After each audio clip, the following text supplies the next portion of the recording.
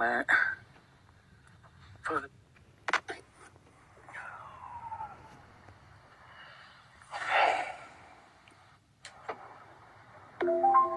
Oliver Davis got a phone call. He said that the chief has been fired. And I said, I'm not aware of that. And he says, yes, the chief has been fired. South Bend Police Chief Daryl Boykins, the city's first black police chief. So I called Mayor Buttigieg, and I said, I'm getting word that the chief has been fired. And he said, well, I guess the cat's out the bag. That was his exact words. Did he give you a reason why he was firing Chief Boykins? He never gave me a reason personally. Buttigieg claimed he lost trust in the chief. More on that later. But it was discovered the central issue was the existence of cassette tapes, copies made of phone line 6031 at the South Bend Police Station. It became talk at the barbershops and in churches and in places what's on these tapes. Because you have to consider in 2012, there was a lot of challenges between police and local communities all over the country. More than 20% of South Bend's population is black, according to censusreporter.org. And Oliver says at the time, with the Trayvon Martin killing fresh on everyone's minds, he felt suspicious of the entire situation. Since there was such an uproar about the chief being fired, since he was the first African-American chief, and it's even more than that, he was just a good chief. There's tapes with some racist discussion language on it that high-ranking police officials were having. They were caught on tape.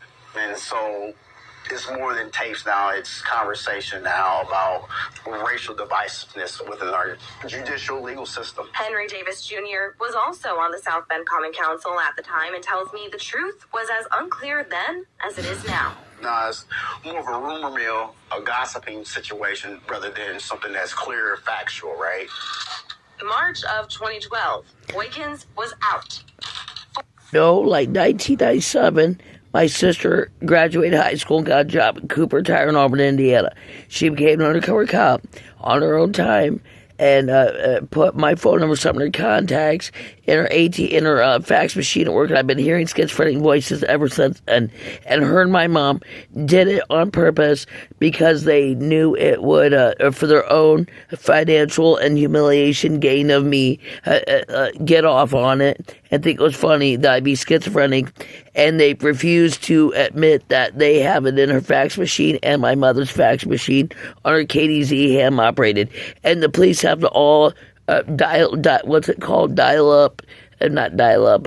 What's it called? The router and the dial up from when they invented the internet, but it was before that in the 1950s. Fat bottom girls and Kennedy cut hair, and that's why that one guy said we have one consensual act in Indiana. It means schizophrenically, you're privately visual and audio fucking filming me and fuck with me.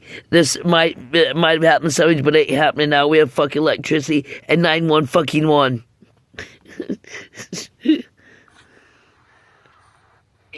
There's tapes with some racist discussion language on it that high-ranking police officials were having. They were caught on tape. And so it's more than tapes now. It's conversation now about racial divisiveness within our judicial legal system. Henry Davis Jr. was also on the South Bend Common Council at the time and tells me the truth was as unclear then as it is now. No, it's more of a rumor mill, a gossiping situation, rather than something that's clear, factual, right? March of 2012, Boykins was out.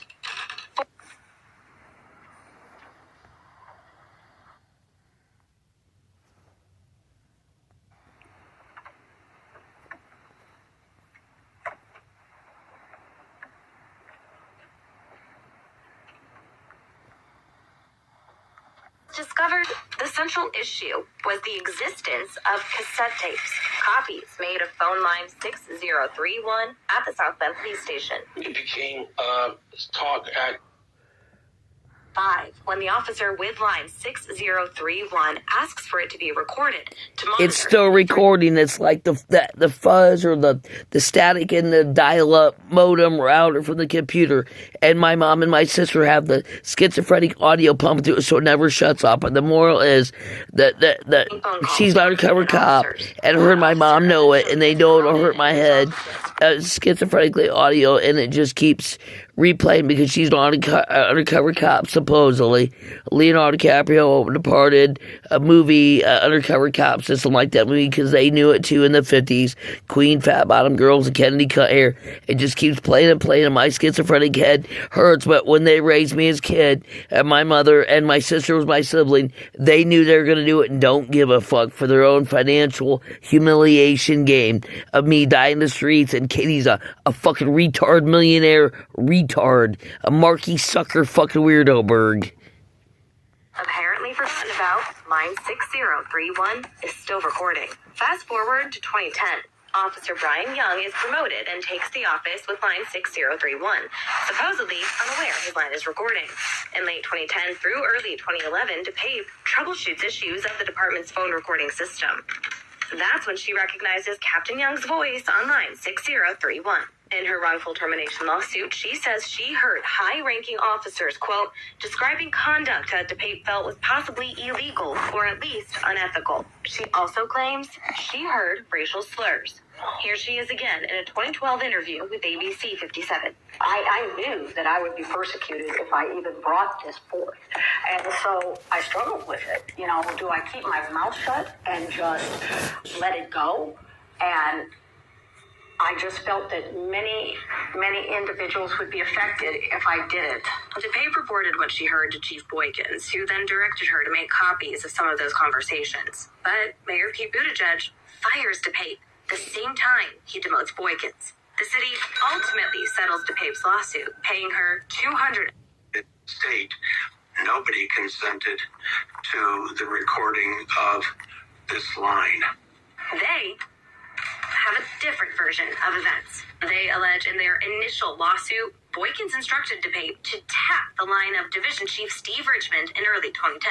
DePape disputes that claim in her lawsuit, saying Boykins never made changes to the recording system. Now, in their latest trial brief, the interveners are almost dead. To give his resignation, his words to me